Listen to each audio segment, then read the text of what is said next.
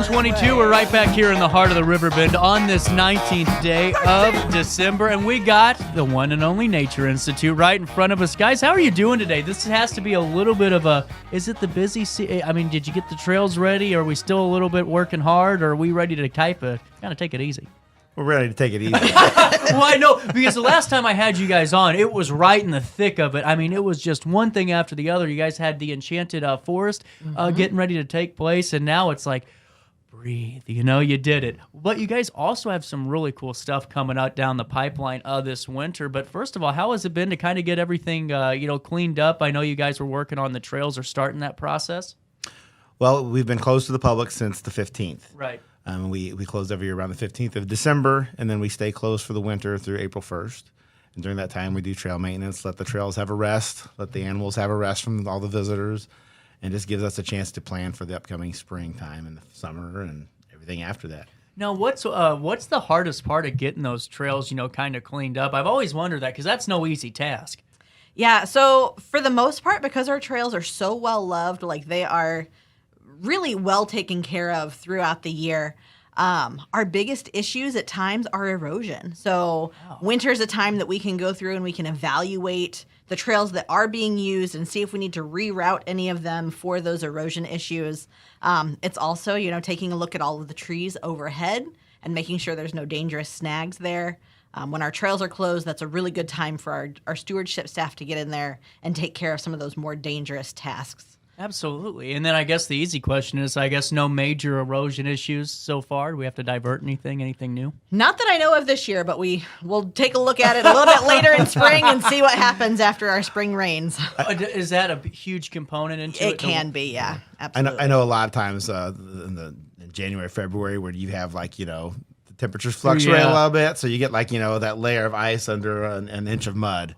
And so if we had visitors out walking around like that, it would be a mess. It'd be a nightmare. You'd be going skating and not absolutely. not the clean skating. Exactly. Well, the last time I had you, you were one of the first guests we had on the show, and I couldn't even see it because we had the cranes in front of us, and now we just have Christmas decorations. But you guys had so much cool things going on, and you still do now. I know telescope nights in 2 or 3 days? Yeah, Telescope Night is something we've started this last year, and it's something we do every once a month, much like our full moon hikes, where it's an opportunity for people to come out, and if they have their own telescope, awesome, bring it with you. We have a few on hand ourselves, and we just set up somewhere on the property, usually like the skeet range, if you know what that is on our property, or out in our front lawn. And that's a beautiful landing for Telescope Night, it too. Is. It is one of the few areas around here where the light pollution is at a minimum. I mean, right. In this area, light pollution is always going to be an issue, but it's a minimum out there. And we just set up telescopes, and we see what we can see, talk about what we can talk about, help people with their telescopes. If they have one that they've had forever, they don't know if it really works or not, we do our best at least. We're not telescope experts, but we'll at least take a look at it and make sure, if there's something we can help them with, that we can. And we just have a good time. And now, is this for all ages, or is this an adult? It is. Okay. It is. It's all ages. Wow. And now what's some of to me, I just take my telescope and I'd point it up there and I'd get a little rock and I think that's a planet. Are there ways that you guys have tools of going, oh, no, you're going to be looking at this tonight, or you just kind of follow along with the... Yeah, we try to see what's going to be available to at least be a highlight. Yeah. So right now, this time of year, I mean, it's the solstice is Wednesday, which is not really a telescope thing, but it's the shortest day of the year, so it's most darkness we're going to have. Telescope night is Friday, which happens to be the new moon, so we chose that to also maximize that darkness. Nice. We got the Geminids meteor shower that's in the middle of that. If you want to see that, you go out at night. If you can find Orion, it's a pretty easy constellation to see in the wintertime. The belt stars is what most people know. Look above Orion, and you'll probably see a few more meteors than usual. And also, we have 3 planets that are very prominent right now in the nighttime sky: Mars, Jupiter, and Saturn. Oh, okay. That's awesome. And now, to me, the planets always appear brighter, don't they, than most stars? They can. The big thing is that they won't shimmer or twinkle at all. Okay, gotcha. So if you remember the nursery rhyme, Twinkle, Twinkle, Little Star, that is true. Right. Stars will twinkle, planets will shine steady. And with even a modest telescope, even a pair of binoculars, you can see Jupiter and see the moons going around it, which is really cool. Okay, now I kind of want to go do telescope night. That sounds really cool. And Saturn, you can see the rings right now, too. And by the way, Twinkle Twinkle Little Star's my karaoke song. No. No. So this is great. I mean, Telescope Night seems fun. Now, this is a reoccurring, right? Once a month. So does that fall on a certain day, or is that just kind of when it's available? We pick the night of the full moon. So that makes sense. If you have a calendar or just get online, you can find out when the new moon is, I should say. Speaking of calendars, this is awesome. I mean, this is really a pretty calendar. You just handed me this, and you have some great shots in here. I was going to ask you about this. How can anyone else kind of pick this up? This is you can donate to receive this, correct? Yeah, so this is our year in review calendar. So we have some highlights of what we've done this year that we're really proud of, some things that are coming up in the future. And to get this calendar, you need to be a member of the Nature Institute, and you can get on our website to become a member, or send us a donation of $100 or more, and I will be happy to send you a calendar. Absolutely. It's really cool. Now, did you guys all take, those are all shots from Those are all pictures that were taken by myself, by Dave, by Lauren, all of us employees. That is fantastic. And so tell me what's coming up down the pipeline, you know? I mean, you guys have a lot of really cool things, because to me it's like, especially right now with the kids being, locked inside because the snow might happen. By the way, hyperlocal extreme weather joining us at 9:05 tomorrow. I had to remember that at the top of my head. But I mean, there's a chance. So whenever all the kids are back from school and they're kind of getting a little rowdy, what do you take them? Outside. Yeah, absolutely. So we have all of our monthly programs still going on. So Knee High Naturalist, Full Moon Hike, all of those things are happening throughout the winter, even when our trails are closed. Okay, so that's good to know. So even though we can't go walk on the trails, you can still do the classes. Yeah. Okay. Yeah, exactly. And then in addition to that, we have something new that we're starting this year. We're calling it Family Discovery Day. So this is a chance for mom, dad, the kids, cousins, friends, whatever, to come out and take part in some sort of a challenge. Our January challenge is a Survive the Winter challenge, right? Oh.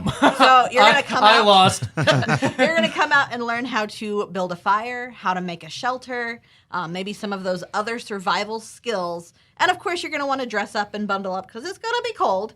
But you still get to come out and enjoy the natural area. My nephews would love that. What time does that start? So that one is a morning program. It starts at 10 a.m., so it's like 10 to noon. I'm not sure exactly if it'll be kind of a do-your-own thing, like go to the different stations, or if it'll be more led. We'll have more information coming up. But it's on January 21st. Not to cut you off, that is really cool. How did you guys come up with that idea? I mean, was that almost like, to me, was that like you're watching the Discovery Channel or something? Because that is neat. So survival skills are something that all kids love to learn. Yeah. So it's a really easy one for us to just build a program around. Wow. We've done this, in a couple different ways. We've done it with scout groups. We've done it with homeschool groups, school groups. So bringing it to families is a lot of fun. I'm excited. I mean, that just got me fired up. I'm ready to do some survival training. And so Discovery Day, what day was that again, just so I know? So that's on January 21st. The 21st. And it starts at 10 a.m. And there is a small charge for people coming. Check out our website to get those details. What's the website? It's www.thenatureinstitute.org. There you go for more information. That's how you do it. But we don't just stop there because you guys have tons coming down the pipeline. What else is there? Yeah, so January 21st is a really, really busy day. We also have a winter tree ID workshop that will be happening in the afternoon. So that one will be at 1 o'clock. Of course, the family program is in the morning. So with that, is it just kind of like a walking tour where you go and look at some of the trees that are I guess not dormant, right? How does that work? I'm not a mostly deciduous or dormant trees. Okay. I mean, we look at bark, we look at leaf scars, we look at all sorts of different ways that you can try to tell what a tree is when it doesn't have leaves. Because when it's leaves, that's probably the easiest. Right. So this is a way to go out and look at that kind of stuff when it's the hardest. That's cool. And assuming is that for kind of an older crowd normally? Yeah, so it's probably designed more for adults, but older kids, teenagers would be more than welcome to come. And there are some kids that are super into identifying things, so they're welcome as well. When I think it's a great thing to have even for a younger person, because you never know when you're going to be out hiking somewhere and you need to know what something is. You never know. That's really cool. So what else is going on the 21st? Did we get all that covered? That was a busy day. Yeah, I think those are the two things on the 21st. I feel like I'm missing something, but I don't know what it is. It Yeah, might we'll just be figure it something on out. my personal calendar. Not for January. You're At getting least. your hair done that day. Exactly. I know all winter long, even though, like we said, we're closed to the general public, we still offer private guided hikes. Well, and I'm glad you said and take us through that, because to me, whenever at first I've always just assumed wintertime means we're closed. This is neat. So this is an opportunity to have your own like tour almost. Right. We started offering this last winter, and we have like several topics that we offer the people to choose from. We have Winter Tree ID again, a little more smaller scale. Okay. These are designed to be about an hour hike, to go out and about. We have birds, so we go out and try to identify what kind of birds are around during the winter. So bald eagles obviously would be a highlight of that. We have several great viewing places for bald eagles. Without a doubt. Which you can't normally get to in the wintertime because we're close to the public. We have Letterboxer for kids, which is kind of like a organized scavenger hunt type activity that takes them around. And then we have one called Frozen Falls. One of our most popular hikes is Beaver Falls at T&I. People love to go out there. And in the wintertime, if it's cold enough, it freezes a lot, and it's absolutely gorgeous. And again, you can't normally see that because we're close to the public. So you can get on our website and look for those, and we sign up for those. And those are smaller scale. We usually limit those to like about 20 people at the most or something like that. And it's kind of Tuesday through Friday is when we offer those. And there's like several certain times a day, because we don't want to have like 20 people, 20 different groups come out all at once. That'd get a little But bit hectic. That will all be on our website up very soon, so you can start looking for those as well. But it's a great opportunity to come out, organize a small group. I mean, if you just want to pay for one person to come out, hey, that's good for you, good for us. But it's designed for be a small group, family group, or any kind of group who wants to come out and engage with us during the winter. Well, heck, to me, I think that's a perfect opportunity. You still got the family in during their, Christmas vacation. What better way to wrap up the holidays with a nice little hike through T&I? I mean, that's perfect. Yeah. That's perfect. And what are some of the things that you guys kind of tell the visitors to keep an eye out for during the winter months on the trails when you do the private guided hikes? Is it more, the plant life? Is it more the animals that are, on the field? I guess I don't know anything about this. So I'm struggling here. Save me. winter, everybody thinks that winter is, kind of that quiet time. You Right. can't really see anything. Winter's a really great time to go out and look for tracks. So if you're looking for animal signs, winter's the time to do that. So we see tracks in the mud, looking for those bigger birds that are soaring. They're a whole lot easier to see as well. Gotcha. The other thing that's really easy to see are the birds that stick around here during the winter. Are there quite a few? Oh, absolutely, yeah. I mean, we see cardinals all throughout the winter. We see blue jays all throughout the winter, chickadees. And those are birds that you can see. They're here during the summer, but you can't see them because there's so many leaves on the trees, right? So in the winter, they are just striking red and striking blue, and you're like, oh, well, that's what that is. I can see it. There is no better picture in nature than a cardinal when it's snowing. You get the cardinal on the tree and the snow's Red coming. against the white is really cool. It really is. And what are some of the other things? I mean, we could talk for hours on all the stuff that you guys have to offer because, I mean, there's that much. But, I mean, seems to me the last couple of years you guys have been really just in hyperdrive developing these programs. And, I mean, you've always had them, but it seems like they're just building upon themselves now. We've got a really awesome education team now. I'll agree. Take your bow. Myself and Lauren are the education team, and we've been working hard about trying to get new things going on and getting new ways for people to engage and show off the place because it's as you say, it's an awesome place to come visit. Yeah. One of Godfrey's best kept secrets. Every week, I kid you not, somebody will come out that I'll engage with, and they say, "We had no idea this was here." No way. Yeah. Well, and to me, it's just so baffling because you're right. I mean, that landing or the trap, the ski range, what they call it, yeah. I mean, to me, there is no better view in town. I mean, there really isn't, especially when it's icy out. You can start to see the river a little bit ice up, and just perfect. So, what's the best way for people to get in touch with you guys? Whether they want to reserve a guided hike or whether they want to reserve some type of other program you guys offer. Is it the website the best way, or is it the call-in? Yeah, so our website is probably going to be the ideal way to kind of schedule any of those events. But if you have any questions at all, feel free to give us a call. Yeah. Our number is 618-466-9930. And we're more than happy to answer any and all questions. But yeah, our website is going to be that main clearinghouse for finding out what we have going on and registering for those things. Another question I kind of had because it's wintertime is what's some of the most what's the most prolific, I guess, or highest volume of invasive species that's on the thing that you guys have to clear up? Is it honeysuckle? Is it burning bush? What's the What's kind of the big kicker there?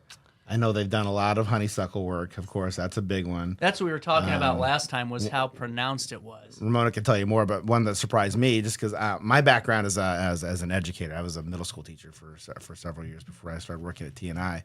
And one that surprised me was the in the uplands, at least areas, is the sassafras, Right. which is native, but it kind of spreads and can take over areas, and so they kind of thin that a little bit out to let other things have a chance too. See, now So that's it's not just invasives; it's things that are over aggressive too. and now that's something I'd never even thought about. Now, see, I thought I was getting somewhere. I thought, okay, I'm starting to understand this invasive species, and then you go, no, you got overgrowers too, babe. So, are there quite a few of those at the preserve? Well, so as you look at, especially the more upland areas at the Nature Institute, we think of kind of that edge part right on the bluffs. That needs to be a hill prairie. That's what it was, way back when. And we would love to see more hill prairies. Oh, yeah. So we are working to develop those hill prairies. And then from there, we want to have more of an open savanna type forest. So a few big trees with not a whole lot of like brushy vegetation underneath of those. And Right. those become really, really great habitats for all sorts of animals, but especially birds, because they love to forage, in that low growing, plant material, but then they can hide in the trees. Gotcha. So those places are really, really important for especially birds, but also other animals. And then as we get down closer to the creeks, those would have been more dense forests. So we're managing the communities of plants to kind of create those specific habitats. So each one has its own challenges, and the different aggressive species are different. I honestly just want to take a camera and follow you guys with this. I mean, that is Come on out. that is really interesting. We'll call David Attenborough. We'll get him on board. The whole nine. But my question is, for someone that's a younger parent, and they're looking at some of these programs you guys have. What's kind of the safe bet? Because you never know what your kid's going to be into. It's always a challenge, right? But is there kind of been a catch-all that that a certain program that it seems like generally the consensus is that this is for the children that are really into it? Oh gosh, that's a really good question. I asked one good question in an interview. That's it. Anytime you take kids into the woods, they're going to have a good time. Well, that's true too. Yeah. That is true. First and foremost, just being in the woods and the diversity of just as you come around the bend, there's always something slightly different that you're going to see. And so kids, that's why every time we have a program, we almost always build a hike into it, just for that reason. No, that's really cool. So our most, introductory program, if you want to bring them out when they are still little and it's just all awesome and so cool to look at. Right. Knee-High Naturalist is that program. I've heard that has just grown. Yeah, it's been going on for years and years and years. It was at TNI before I was. And that's a monthly program. It's always the first Wednesday of the month. And we have our January one set. It is tracks in the snow. So you're going to go out and you're going to be looking for animal tracks, hopefully in the snow. We'll see. Maybe in the mud. That one's preschool up through kindergarten, because it's in the middle of the day. So if you're a grade school, child, you probably would have a hard time coming to that one. Right. And it's for their parents or caretakers to be with them on that one. We have another one, which we started this fall called Tiny Trekkers, which is it's a weekly on Tuesdays from 9 to 11. It's a drop-off preschool program. Mm-hmm. We have that limited to about 6 kids, and we've had kids every week since we opened it up. Wow. But we could use a few more. So Join them up right there. Sign them up. Tiny Trekkers. I honestly, to me, that sounded really cool when you came in and started talking about it. I thought, wow, if I had a little one, that would be kind of the program for that. I mean, that's perfect. And then from there, twice a month, we have a program that's an after-school program for like grade school children, Knee-High Naturalists, and then we have one that's like junior high through high school. That's field guides. Oh. And this fall they were on Thursdays, but in the spring we're gonna move those to Tuesdays. Oh, nice. So it'll be like like the first and the third Tuesday will be field guides per se, and then the other two Tuesdays would be the other two. Oh, nice. Well, let's circle back here. I know we've been talking for quite a bit on all the really cool things that you guys have coming up. Let's circle back to them. coming up in January. Let's take us through the Discovery Day. Is that what we're calling that? Yeah, Family Discovery Day. That is so cool. And it's a winter survival challenge. That is so cool. That is just so cool. It just seems like a whole bunch of fun. What day is that again? So that's on January 21st. That's a Saturday, and that starts at 10 a.m. 10 a.m. And you can sign up by visiting thenaturinstitute.org. There we go. Look at that. Didn't even write it down. I'm ready. And then what else is coming down the pipeline? Yeah, so that same day we have our winter tree ID. So that's more of a workshop. That one's in the afternoon at 1 o'clock, also on the 21st.